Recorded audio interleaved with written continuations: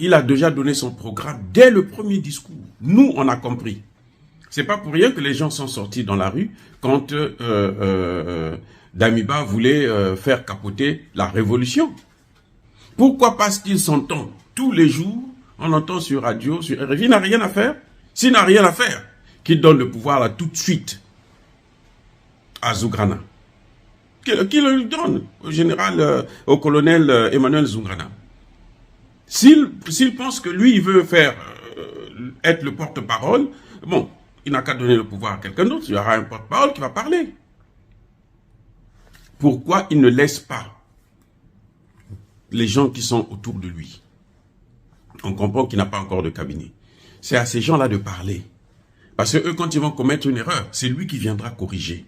C'est comme ça que ça se passe en diplomatie. Il peut même leur demander de dire quelque chose, mais quand il constate par après que non, là, ce qu'ils ont dit là, c'était pas juste, lui, il viendra maintenant pour corriger. Il trouvera une formule pour corriger ce que avait dit son collaborateur. C'est comme ça que ça se passe. Il ne peut pas être là lui-même, il est au devant, il est au four et au moulin. Et puis quel temps il a à répondre tout le temps à ces gens-là? Il n'est jamais passé sur une chaîne africaine. Afrique Média est là. Il n'a qu'à passer sur Afrique Média. Et il préfère passer sur les médias mensonges. Ce que nous voulions entendre, on l'a déjà entendu. Maintenant que RFI le laisse tranquille. Et c'est à lui de prendre ses responsabilités. Il n'est pas là à rigoler avec eux, ce ne sont pas ses amis. Plus l'homme parle, plus on découvre ses faiblesses. N'oubliez pas que c'est parce que le poisson a ouvert la bouche qu'il s'est fait attraper par la maison. Est-ce qu'il a déjà vu des journalistes africains appeler Emmanuel Macron et puis l'interroger comme ça aujourd'hui, demain, après-demain, ainsi de suite? Jonas Savimbi, vous savez comment on l'a eu? Le GPS du téléphone. On cherchait à le tuer, on appelle, il prend le téléphone, il répond, on le localise. Et on envoie l'obus dans la maison là où il se trouvait. Aussi simple que ça. Toujours les mêmes médias. Qui a arrêté Blé Goudé ou qui l'a fait arrêter? Ce n'est pas les militaires, non. Ghanéens, non. Il avait rendez-vous avec des journalistes. Et puis on lui a tendu l'embuscade, on l'a attrapé, on l'a mené à La Haye. Jerry Rawlings, comment il a été assassiné? Par une lettre empoisonnée.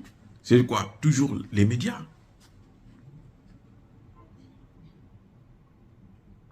Le général Massoud en Afghanistan, il a été assassiné par qui? Un journaliste. Prenez l'exemple de votre frère, votre aîné, Assimi Goïta. Vous l'avez déjà entendu parler sur RFI, France 24, TV5 et autres? Non.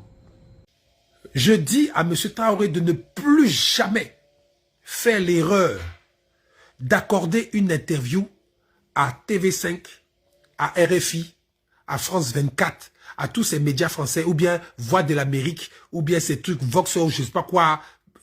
Mon frère Traoré ne fait plus d'interview en direct. Le mot direct est très important dans ce que je dis là.